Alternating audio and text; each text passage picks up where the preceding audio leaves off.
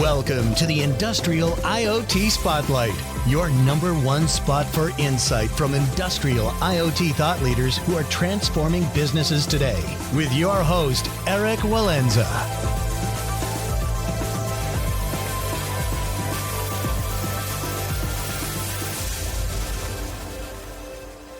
Welcome back to the Industrial IoT Spotlight podcast. I'm your host, Eric Walenza, CEO of IoT ONE, the consultancy that helps companies create value from data to accelerate growth. And our guest today is Jason Shepard, VP of Ecosystem at ZEDEDA. ZEDEDA provides edge virtualization to deliver visibility, control, and protection for distributed edge gateways, applications, and networks at the enterprise edge as a cloud-based service.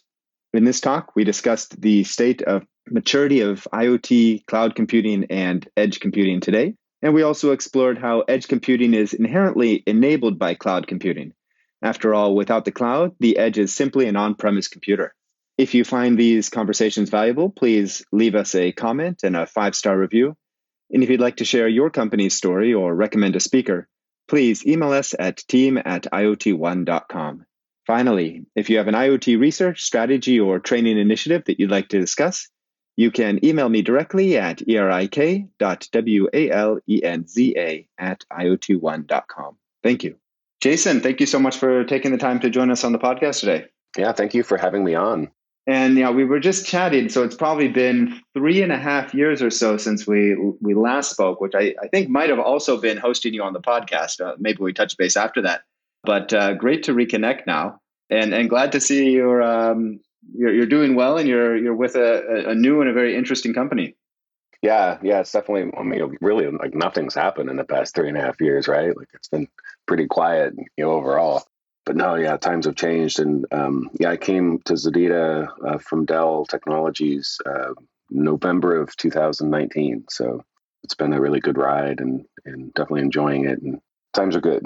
Yeah, auspicious timing, right? So, I mean, I guess every company has a different story for how COVID impacted them, but was there a significant impact on the trajectory of ZEDEDA's business based on COVID? And I mean, let's face it. So digital in general was the kind of the winner in COVID. Unfortunately, kind of the digital divide expanded, but we, doing what we do, it's really about remote orchestration for edge computing, and of course we'll talk about that a bit more. As we saw most opportunities, at least kind of maintain course, if not accelerate. Given the need to be able to manage things in the physical world, but do it from remote locations and the like. So, overall, we did not see a massive impact on our particular business. It was interesting for me too, because I just joined 6 months before the bottom dropped out. And, I'd known our CEO and a number of the founders for a while and targeted ZEDEDA to come over. But even though I knew people, it's always kind of weird starting in a new company remote. And then once COVID hit, like everybody's remote. And I'm like, see how it feels? Like we're on a level playing field. And so it brought us closer together, in general, I think quicker. And, but yeah, it's been good. It's obviously, it's not without its challenges, but overall we fared pretty well. Glad to hear it. Yeah, I mean, it is. Well, there's always winners in a catastrophe, right? And certainly digital was the one here. Well, let's talk a little bit about the broader trends before we deep dive here, because certainly one of them has been people figuring out how to do a lot more things remotely. So that's had a big impact on digital. There's been a number of other things that have been moving in one way or another over the past couple of years. So if you just take a 10,000-foot perspective, what do you see as the big trends that are impacting either IoT solution development or adoption today? There's all the buzzwords of certainly IoT, 5G, AI, digital twin. So there's a bunch of different things happening across these technologies. But I think from a macro standpoint, what we've seen in IoT, and talk about this in the past, I've been working in these areas with the industry for a while, is IoT. Rewind to about 7, 8 years ago, when the buzz really kicked off in the 2015 timeframe. That was like the days where everyone's building a platform, and it's like, well, buy my platform. What am I supposed to do with it? I don't know. Just buy my platform. And so it was really, the challenges were all about use cases. The challenges were about people. different stakeholders, people that are, it's the not my job that scares me. I don't want to be, found out of some efficiency or whatnot. I don't have the skills. Like those are the challenges, have been the challenges with IoT. And given all of that, the last thing the world needs is another IoT platform. There's just way too many. And so what we had figured, back then was that the market's going to go vertical before it goes horizontal. It's going to be about domain knowledge and people that deliver outcomes, not about the underlying technology or the fact that you're the 100th platform this week. And we would see a transition from all of these individual platforms to people using more common infrastructure. And then you wrap necessarily unique hardware, software, services, domain expertise, et cetera, around the wheel. And that's definitely been happening. If you look at like the industrial players early on in this wave, everyone was building their own platforms and trying to, even build data centers, and just all of this stuff. And now you're seeing a lot of those efforts sort of collapsing into, I'm just going to use the infrastructure from the cloud scalers and build my things around it. The macro trend for, I think, IoT has been people figuring out where does it make sense? Where is it kind of a neat science project? We've seen a lot of transition from, in the industrial space, especially the mindset of, I need to own the platform to own my customers, it's all about services, and people that deliver the best services are the ones that are going to win, not the folks that are locking in. So there's just a big transition happening in the market, I think, in general, whether it's IoT or otherwise. It's more and more about how you deliver services to people, less and less about the widgets. Interesting perspective. I remember back in early 2019, I think we did a benchmarking for a client of IoT platforms here in China, and every state-owned enterprise was building a platform. So all these companies that didn't, they didn't really have any technical background in terms of IT and so forth, and their platforms were, pretty terrible on par.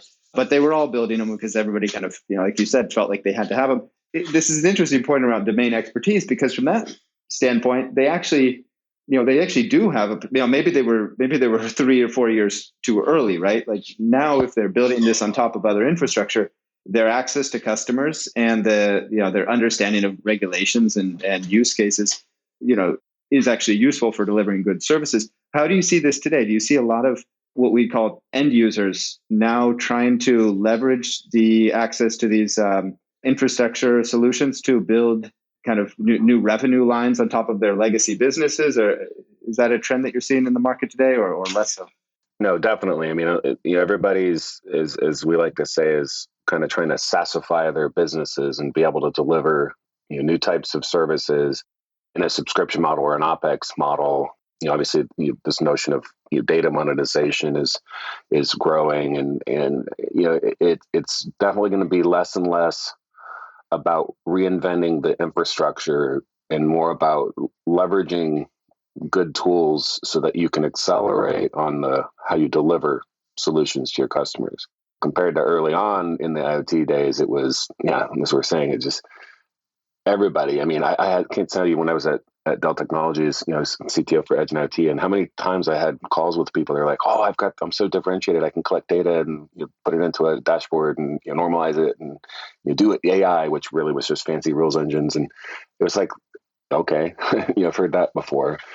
It was the people that we had success with were really, really focused on one use case, that cold chain logistics or kind of retail optimization, XYZ, or some sort of manufacturing use case around quality. They're the ones that got traction, and it was not because they built a bespoke platform. It was because of their knowledge. And so that's where it's tricky, though, too, because as you go into a new market with a tech trend, it is still really about relationships. So in these types of markets, the incumbents have the relationships, but rarely do the incumbents drive the new transition to the new way of doing things.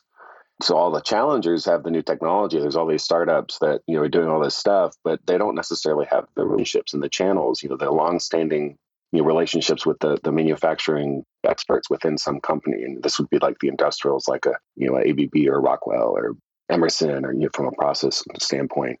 Meanwhile, on the challenger side, they have all these new technologies and are really nimble, it used to be that the industrial players, or just anyone would buy up a startup when it was threatening their way of life.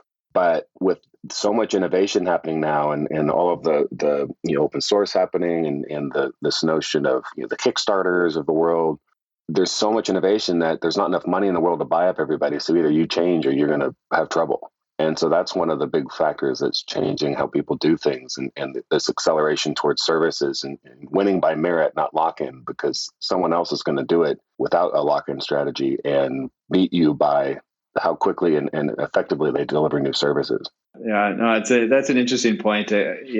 We do a lot of work in the innovation space, and often helping companies develop digital solutions on top of their kind of their legacy businesses.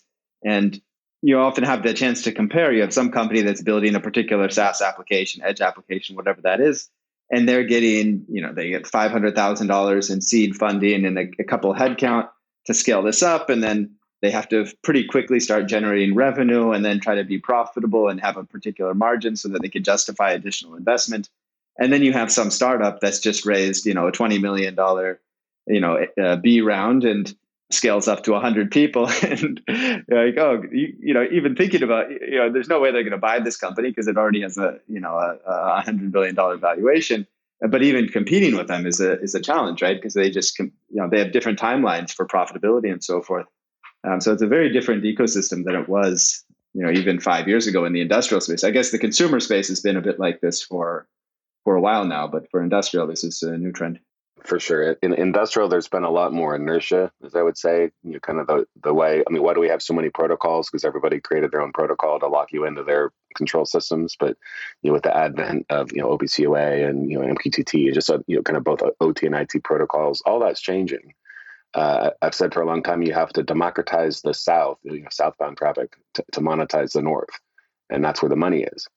And so, it's an interesting trend. And I think there's a lot of bigger companies that are doing some really innovative stuff. So I don't want to make it like complete polarization. But one example that sticks out in my mind is I met with a lot of customers of all types of shapes and sizes over the years, and one of the big payments processors was we were talking about IoT strategy with some of their executives, and they're like, man, because I knew this was going to come up. They're like, man, when Square came around, it just really hurt us. Very innovative way of accepting payments. Great for small businesses. Kind of changing how people can drive business, and just so much impact. And we don't want another Square to happen. So we're trying to figure out, can we do something around IoT or whatnot? And I had planned this for the end of the call. We were wrapping up, and I'm like, hey guys, have you thought about when machines start making payments? And that kind of blew their minds. And I'm like, this is why I did say this, but this is why Square is going to happen again. You got to be thinking outside your normal kind of wheelhouse. It's the old innovator's dilemma, but there's so many different areas that, to innovate, and you just have to sometimes get out of your own way. Yeah, that's right. And certainly these large corporates, they do have a lot of smart, innovative people, and they have a lot of capabilities. So they just don't have the kind of the financial firepower, that they used to have, or the advantage there, right? So now the private capital is in the VCs and the PE hands. But I think this example that you just raised around kind of machine to machine payment, or machine transactions is an interesting one. Maybe we can get into a bit of the at least one of the drivers there, which would be edge, and then we could connect that to a couple other concepts. So edge versus cloud, and then maybe also what is the role of 5G in that dynamic, because that then kind of connects edge and cloud in an interesting way. How are you seeing this dynamic between edge computing, cloud computing, and 5G as an accelerator here playing out right now? So clearly, as we see more and more data on networks, IoT wasn't the big bang as many predicted, but it is definitely happening out there, and we're seeing.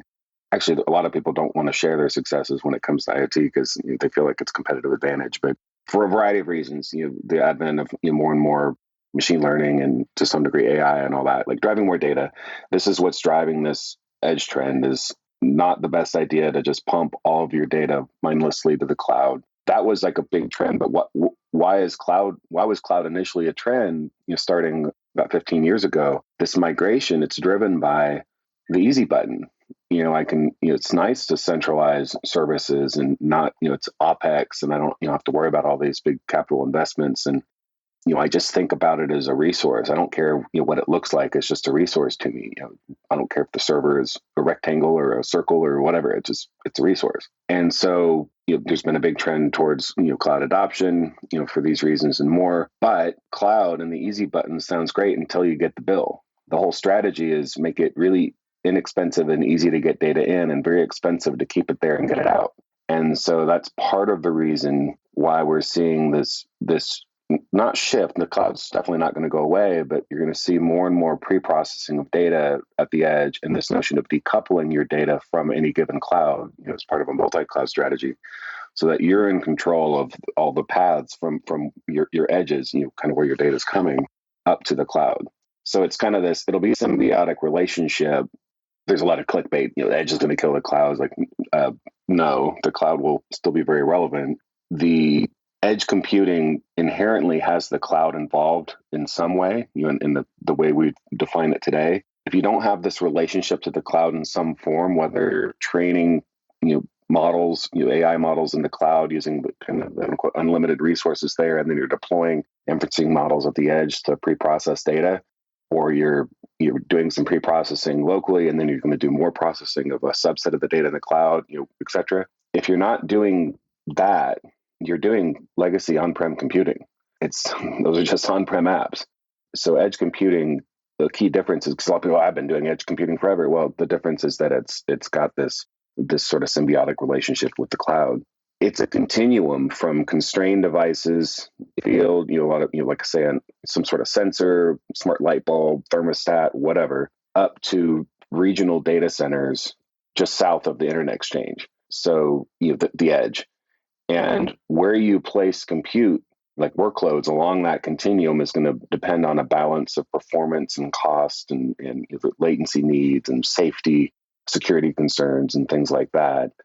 And this is also why it's so complex, why it's really important to have more consistent infrastructure and interoperability of where you kind of move these composable workloads. So then you can apply, as we were talking about, services and kind of necessarily unique stuff around the wheel.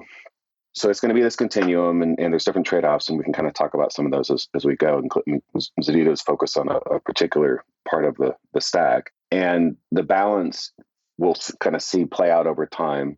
And then you mentioned 5G. So when 5G comes in, I've had a lot of folks over the years say, well, 5G is so fast, it's going to get rid of edge computing. This is a temporary trend. But what people don't realize often is that 5G, while really high bandwidth and low latency, it's hyper local. So I have like a super fast connection to a 5G cell, whether it's on-prem, like in a private 5G sense or nearby, but then I still have the same slow pipe upstream. So it drives more need for edge in terms of pre-processing data locally in that very fast local connection. And then you pump less data upstream for further processing. And even if you can move data, it's expensive to move data. It will always be expensive to move data. And when there's more and more data and you get the bill, then edge starts looking really attractive. That's an interesting point around the role of 5G or the potential impact. I mean, we're also starting to see, I don't know how much you're actually seeing this in the field now, but at least business cases around kind of 5G hubs, for smart cities, so serving a neighborhood, or for manufacturing campuses, but some kind of hub that basically is a data center in a container, something like this, right? Or a small building, and servicing an area, and you basically have, with that 5G connection, the same kind of latency as if or similar latency to if the compute was done directly on the device.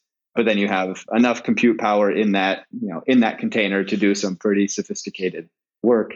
But maybe you can break down. I mean, you mentioned already that the edge is kind of a continuum, but maybe you can break that down in a little bit more detail. How would you think about what are the different points on the edge from the device down to the gateway to and then maybe up to that regional data center? And are you seeing particular trends right now about architectures that are there like a few different recipes of architecture that are typically applied? Because obviously there's a lot of room for creativity here. What are the most common cases that you're seeing today? A good resource. So we at ZEDEDA, we had worked a lot with the LF Edge community, part of Linux Foundation, to drive a taxonomy paper. We're working on fresh now, but this came out in around in 2020. And we broke Edge down, the continue down into buckets based on inherent technical trade-offs. And then this also kind of leads into the architecture. A lot of are confused on that because people are, oh, it's kind of one thing. No, it's a variety of different things with inherent trade-offs. Terminology like thin and thick and near and far, and they're all loaded terms. Even like the word tiny, data center person says, oh, the footprint's tiny, and it's like 64 gigabytes. And then someone building a constrained sensor is like, oh, it's 100 kilobytes. That's tiny to me. It's just completely different scales. So this taxonomy, what we've broken it down as is you've got two big buckets. There's the service provider edge, which you're upstream of a wide area network. Because it's wide area, you're delivering services, or connectivity or compute or whatever to lots of users or devices. And this would regional data centers, like an Equinix or some of the CDN networks or things like that, or metro data centers in the sense of like the container you mentioned, where I'm consolidating services. I've got 5G connections out to folks. One trend there, though, just I think it's important to note is that with the advent of private 5G, the way the technologies have been consolidating, I mean, it's not to say that there isn't a lot of domain expertise with the telcos, and there is a question around spectrum, but 5G is as much about business model transition as it is about the technology. There were going to be new types of players offering these networks and these compute cells, as you mentioned. And so the game is changing. When you're not trying to do like wide public areas like a telco where you have to have that infrastructure and all of the spectrum relationships and all that, things change. You look at it as kind of like a Wi-Fi replacement. So there's the service provider edge, the big bucket, and then downstream, like on the on-prem side, we called it the user edge. This is where devices and people are, and consumers of data and producers of data. There is bleed between the service provider edge and the user edge when it comes to like CPE equipment, say on a telco or some service provider, and I'm putting equipment on-prem. But in general, it's these two buckets. So that's one inherent technical consideration is if I am latency sensitive in a use case, like delivering streaming video, and I want to do it to a lot of people, I want to do it at the service provider edge, upstream of the wide area network. If I'm latency critical, like my airbag, stopping some sort of machinery from hurting somebody, I am always going to do it on-prem. Even if that 5G connection or whatever is so fast, you just can't risk that. So that's one thing, latency critical versus latency sensitive. Another one is along the continuum, regional data centers, access data centers, that container that we were talking about, they are all physically secure. You can define a network perimeter as needed from a security standpoint. You can assume pretty much constant connection to that infrastructure from wherever your remote control is. When you get onto the distributed edges, like kind of on-prem, you have to assume someone can walk up and touch that compute. Someone can start trying to hack away at it locally, and you're going to have to assume that you're going to lose connectivity to the back end. So that second inflection point is it in a physically secured data center or is it out in the wild? And then the last inflection point along the continuum, from regional data centers, as an edge down to constrained devices is, can the hardware support cloud native principles? This notion of abstracting the hardware, containers, virtualization, so I can do continuous delivery of software to that box, and kind of software defined in a modular fashion as part of my architecture.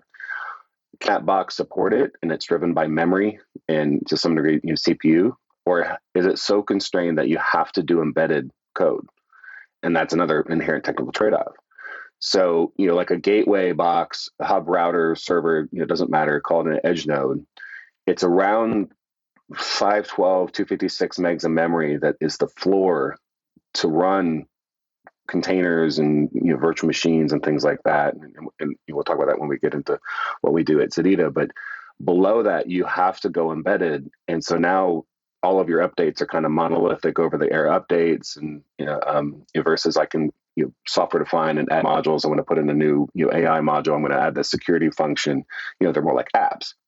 The whole goal of Edge from an architecture standpoint is take the lessons we've learned in the cloud, all the benefits, easy button, managed services, you just give me outcomes, make it easy to continuously innovate, do it as a SaaS, extend the benefits of the cloud as far down the continuum until it just breaks. And that's at that point where a box runs out of resources.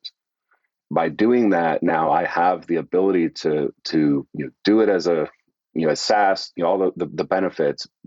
But so architecturally, it's really important to be looking at various levels of abstraction. So you abstract the applications from the underlying infrastructure, decouple your edges from any given cloud so you're not hard tied in. You do not want to be locked into one cloud. Make sure you have focus on domain knowledge that kind of wraps around the core infrastructure versus trying to reinvent the wheel. And then architecturally, it's really about applying those cloud native principles, which is things like platform abstraction, containerization, continuous delivery of software. And that all plays back into this notion of someone's going to be out innovating you and delivering things faster and more efficiently. And so you need an architect to be able to compete. Okay, great. Yeah, I think that's really useful background for thinking through what does the edge mean for different people in different scenarios. I think when we get into ZEDEDA, we can also get a bit more focus on where you participate there, and maybe dive into a case to also make it a bit more concrete from that perspective. But before we do that, just one more question I wanted to cover more on the trend side, which is this topic of ecosystem. So, of course, you're the VP of ecosystem at ZEDEDA, and I think this is a title that 20 years ago, maybe even 10 years ago, didn't really exist, and now it is. It's fairly common to see some kind of senior executive have an ecosystem management role. So, why is it that ecosystems are becoming increasingly important for technology companies today? It really comes down to so the big difference. I mean, way back it would be like the channel partner person. The old way to do this stuff was build a product and then figure out how to partner to sell more of it. The new way of doing it is architect an ecosystem into your product to create a network effect. This is, of course, we see this with app stores, with phones and stuff like that. And the ecosystems, the old way was create a lock-in play ecosystem that everyone has to code to your standard. The new way is create open standards, and then you just need to be fast at staying ahead. Rising tide all boats, but your boat floats the quickest. And ecosystem doesn't just mean business partnerships; it also means things around industry consortia and kind of building the network effect in all fronts. But it really is about how do you drive a network effect across broader landscape of people? How do you share investment to consolidate the areas that don't matter as much? We've been talking about that it's not as important to own the plumbing these days. It's how you wrap it all up into an outcome. These are the reasons why ecosystem is so important right now. And the longer term potential is this idea of various different systems. I mean, ecosystem in general, it's just like in the natural world, they hit an equilibrium. There's different motivations and reasons why things happen. And the longer term potential is all these different quote unquote ecosystems, not only from a technology standpoint, but from verticals like retail crossover into the home, or how different supply chains interact, or just like the whole notion of public services crossing into the private space. It's all about balance between driving new value and new experiences while maintaining appropriate privacy or protecting IP, things like that. That balance is what we're always going to be looking to find, but there's just so much innovation that's possible when you start thinking about how all these things start relating. And so it's much more than just core business partnerships. It's really about driving new types of new money, new experiences around connecting all the dots that we've been building kind of in isolation for a long time. And so, it's much broader than, hey, do you want to help me sell my stuff? Yeah. Well, it's an interesting analogy back to kind of the animal kingdom ecosystems, right? So you do have these different ecosystems, tundra, forest, desert, et cetera, that are to an extent self-supporting, and they're competing for territory. And in the same way, you have here groups of companies that are also self-supporting and competing for territory. So it's, to some extent, it's not so much which company has the best technology, but it's which company is part of the best ecosystem the winning ecosystem and has a key role there. Yeah, I mean, it's just like the old VHS beta example. If listeners old enough to have had video cassettes or know this, is Beta Max was a superior technology, but VHS won because they went out and got the studio support. They were part of the ecosystem. Same thing with like LoRa, from an IoT standpoint, is they built a really great ecosystem, and we've seen Sigfox has now gone bankrupt because it was kind of more of a lock-in thing. And just with any ecosystem, as we were saying, in the natural world, a new player comes in and changes how things are done, and everything rebalances. We've seen this in the past with like your rideshare platforms, or like the any of the social stuff, or your Airbnbs or whatever, and so those things are going to happen faster and faster, and so it's going to continuously need to rebalance. Okay, great. Well, let's now focus on ZEDEDA. Maybe we can start with the value proposition. I mean, I guess we've already been talking around edge, so that gives us a lot of the background here. But let's say the first words on your website: visibility, control, and security for the distributed edge. So maybe you can just break that down. What value are you bringing to the ecosystem, to your customers? Yeah, so I mean, the easiest way to look at us is, if you think of data center technologies, like really good tech that's kind of focused on more centralized data centers, to some degree bleeding into what we do is Nutanix, VMware, the Red Hats of the world. We're taking those principles and extending them further out into the field. So I mentioned that the continuum. Once you get from the fringes of the data center, where a lot of those solutions are very, very relevant, you get out of the fringes of the data center, into kind of more distributed locations, all the way down to that last point where you just can't run containerization, virtualization, et cetera, anymore. You have to go embedded. That's the spectrum we cover. So one box with enough memory to run EOS, which is our variant of Linux that we leverage for our cloud controller. It could be one box all the way up into clusters of servers, like right bleeding into the data center where all the other traditional tools would take over. The difference is that when you get out of the data center, as I was saying before, you have to assume someone can walk up and touch the box. You do not have the luxury of physical security. You don't have necessarily a network perimeter. ZEDEDA, basically start by saying what we sell is Zed Cloud. It's our subscription-based console that, as a customer, you would go in, and this is where you'd see your fleet of edge devices. You get the health of the infrastructure. We have an app marketplace that allows you to kind of curate the applications that you want to distribute out. And effectively, it feels a lot like the public cloud, but we're extending it out to that point where it just breaks. Whether you're using a gateway, hub, router, cluster of servers, whatever, we provide zero touch provisioning, really easy to get going. I don't need IT centric skills to do it out in the field, because you have a very broad mix of skills. You choose the hardware you want and the applications, and the data goes wherever you want. We're purely about infrastructure. And then we have a security model that, again, assumes that the box is physically accessible. So very deep security model down to silicon. I can expand on that in a bit, but in a way, just think of us as like a VMware Lite. We're a lot more complementary, to those solutions than it might appear on the surface level, because the operating model is flipped. People are approaching edge in kind of two trajectories. One is sort of like, if you talk about distributed edge, this notion of a box that can run composable apps up to the fringes of the data center. People are approaching that from kind of like the IoT world, OT, the operations world, up. Adding, initially, maybe I was just doing some basic scraping of data, as an overlay. I'm maybe pumping it to the cloud. I'm just trying to modernize my infrastructure, attach, a gateway to some PLCs to get data out, and maybe start applying analytics. That trajectory, as customers come to us, they're thinking kind of more device management, simple, just brute force updates. So that's kind of the OT up, and we become very, very relevant when you start to realize you need to run more applications locally, and you need to build in that resilience and architect for the modularity and abstract yourself from any given cloud, all the things we've been talking about. The other side of people approaching kind of from the cloud down, I call that IT down. So this is like, take IT principles and extend them further out into the wild, take all the stuff we've learned in the cloud and extend it out and all those benefits. And that's where we help from the IT side. And so we see customers coming at us from both directions. Our differentiation is in the fact that we can help both sides as IT and OT sort of start to converge in the middle, where we're different in the fact that we can run virtual machines and containers. A lot of the device management platforms out there that have started to add container support, by not supporting virtual machines, they can't support legacy applications. And let's face it, there's a lot of legacy out there, things running Windows, or even if it's like a single Linux image, you can't just drop everything and modernize, change everything to containers overnight.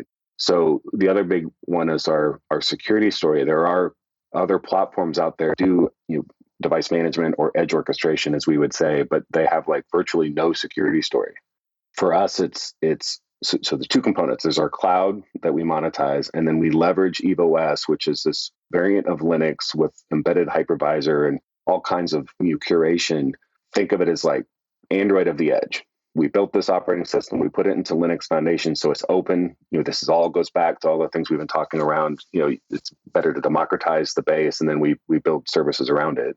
EVOS runs on edge hardware, and then we communicate with that through ZCloud. It's an open API. I mean, anyone could use EVOS, but we built the cloud. It's not like it's easy to do, but we think it's important to be open. EVOS is what enables the security model. So some competitors are like, oh, my security, I've got role-based access control and on the back end and TLS communication to the device. Well, good luck with that. For us, it's with EVOS, it's root of trust to silicon. When it boots up, it connects to the controller, to ZCloud. It creates a crypto-based ID for that box. So now you have no username and password locally, which is one of the threat vectors. Like people coming up, logging in, and just start sideloading software in it. You have to go through the backend console. You log in the backend console, and now you're authenticated, and everything's logged what you're doing. Measured boot, remote attestations, that the box is what it says it is, and the software is checked out, all the certificates matched. Distributed firewall, where you can guarantee where data is flowing. You can assign apps to individual resources on the box, like compute, storage, networking, very similar to how you would do it in the cloud. You can shut off ports individually, remotely, and all these different layers. I mean, a lot of detail behind it, but very much the things you would expect in the data center as an IT professional, but extended out to the point it just breaks. And the fact that it's open on top of it, and we've been building an open ecosystem around it, these are kind of the differentiating points. Okay, very interesting. Yeah, I think the VMware Lite is a great analogy here. Who would be the typical customers? Are you selling direct to enterprises in the CIO office, or are you selling to solution providers that are then kind of building on top of your infrastructure? I mean, just like with anything in a lot of these technologies, it's the big air quote, it depends. But our focus is very much, it's a blend, but it's very much, the majority right now is OEMs. And when it comes to the market, there's kind of look at a matrix, there's kind of the IT down trajectory, there's the OT up trajectory, and then you've got OEMs, end users, and then there's kind of an extra category of just developers, that are kind of just building software and kind of innovating and whatnot. But so if it's an IT down play, you're typically, of course, selling to the IT organization. If it's like more of a bigger thing, it's the C-suite, CIO, and stuff like that. By aligning with some of these other players in the industry, like a VMware is like an incumbent, of course, and been so dominant in the data center for a long time. And as more and more people kind of realize that we're a natural extension of all the great things that those companies do, it's more of an education thing. Sometimes we have customers from the IT side that are like, well, I'm a VMware shop, or I use Red Hat, and so I need to use it everywhere. And then it's just an education that once you get out of the data center, the tools need to be different, similar in principle, but different tools. So we're selling to kind of the IT folks, coming down on that front. And that also tends to be more, there's kind of the industrial world where IT and OT are trying to kind of work together a bit more. And then there's things like retail, healthcare, financial services, where they tend to be kind of more IT-led solutions anyway. So that's kind of one trajectory. And when it comes to OEMs, that would be like working with one of the big hardware OEMs or some of these software infrastructure providers. We are working on selling, kind of getting embedded in there, like white labeling and those types of players. And then we're also selling direct to end users. On the OT side, so kind of coming up, same thing. This is where we're working on embedding our technology as this horizontal enabling technology from an orchestration and security standpoint for distributed edge into their offers. And this kind of goes back to that all of this goes back to that, saying like the incumbents have the relationships and the technology, whereas the challengers have, or the relationships and the footprint and the channels and all that, and the challengers have the latest and greatest technology. So by embedding ourselves into, and working, partnering with these different OEMs that have the base, it's kind of like it's a win-win for both of us. So we sell on the OT side to machine builders.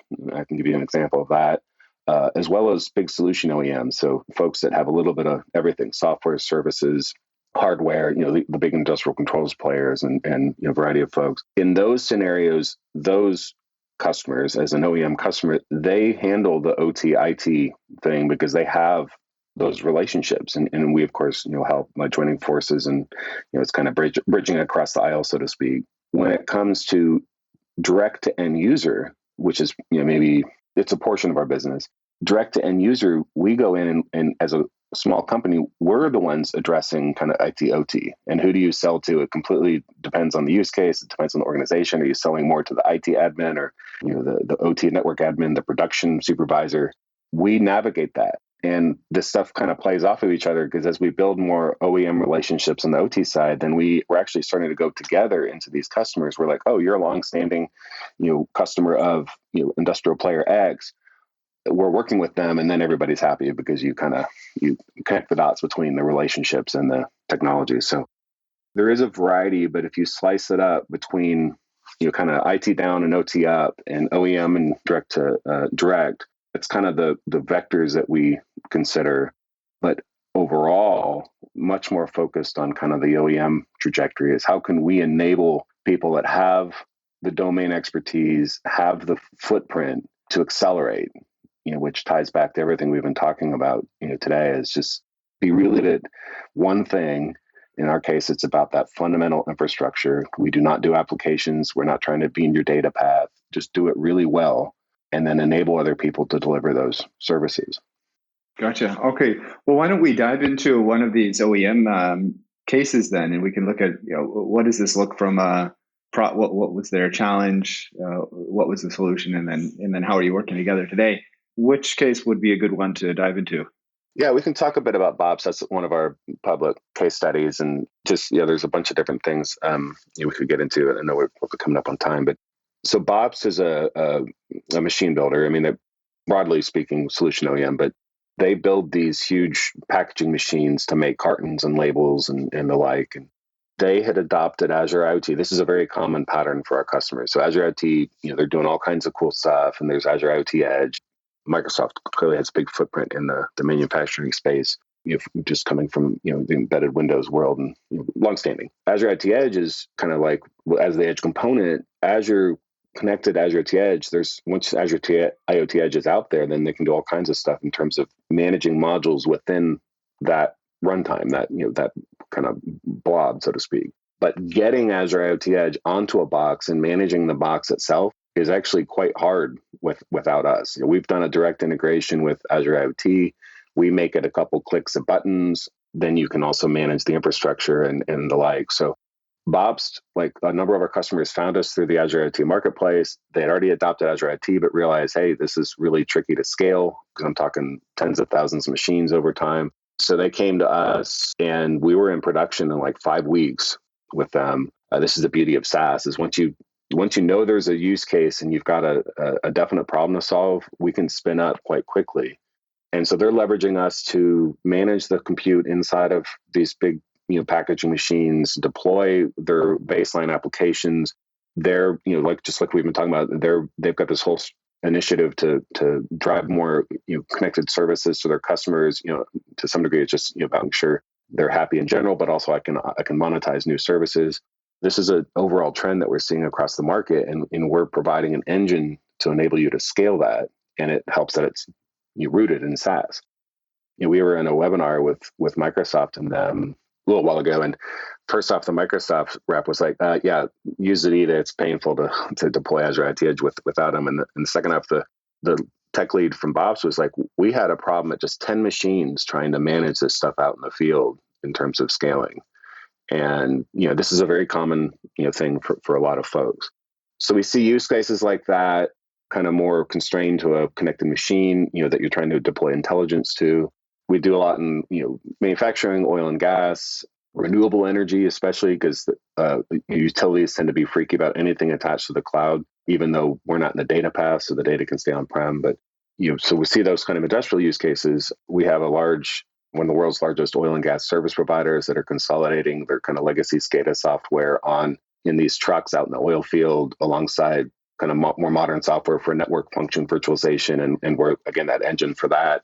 We've worked with big manufacturers to deploy compute on their factory floor, where the OT group wants to get data out of their PLCs or, the process infrastructure. And the IT group says, nope, you're not putting that on my network. And because the way we've architected for security and we kind of sit right in that convergence point between OT and IT, we went through a big audit and we're able to get in on that one. That was a major manufacturer. So we see these, different patterns because we support legacy apps. There's a lot of customers coming to us just because we can help them modernize their existing infrastructure, and then they can lift and shift current applications, get that remote management, new levels of security, and then as they innovate with new kind of containerized, more cloud native technologies, they just keep going. And so that's the value prop. And in long term for Edge, the killer app is computer vision. I mean, anything associated with video data is you want to process locally. It's the only people that think sending raw video streams over the internet is a good idea. People that sell you internet. Yes, we see the gamut, and it's a mix of all of the above. But one last thing I know we've got to wrap up is that's the OT side. The IT side, we see this trend of I'm going to help you extend the principles, as we've been talking about, from the data center out. You need to increasingly run compute on-prem, or maybe you've all these years you've had nothing. I'm in a small retail store and I deploy a box, say for video surveillance. I turn it on, press record, and leave, and I never see the box again. Might as well put it on a milk carton. Have you seen me? We can provide at the right price point, access and remote management and all that to those systems. So just the better mousetrap for IT modernization is a whole other trend, completely unrelated to the industrial side. So we see the gamut. Great. Well, it sounds like you've got a great niche, and you're right in the trend here. So you're in the right position at the right time. We do have to probably wrap up now. I know you're just starting your day, but if folks want to learn more, I'm sure you have some webinars. What's the best way for them to learn more, and then the best way for them to get in touch with the team? Yeah, I mean, the easiest way is send an email to info@ZEDEDA.com. Obviously, there's our website, out there. We do a number of webinars. We have our annual event, ZEDEDA Transform, that we do in the August timeframe. We have a lot of really good speakers that, especially for a smaller company, we get a lot of industry leaders that come and speak at that. We do a recurring Transform Digest series in terms of webinars. Feel free to reach out to me on LinkedIn or whatever. But yeah, info@ZEDEDA.com is a good way if you're interested in learning more and potentially talking about collaboration opportunities. Great. Well, Jason, thanks again for coming on. Great to catch up. Great talking with you again, and have a good one. Thanks for tuning into another edition of the IoT Spotlight podcast. If you find these conversations valuable, please leave us a comment and a 5-star review. And if you'd like to share your company's story or recommend a speaker, please email us at team@iotone.com. Finally, if you have an IoT research, strategy, or training initiative that you would like to discuss, you can email me directly at erik.walenza@iotone.com. Thank you.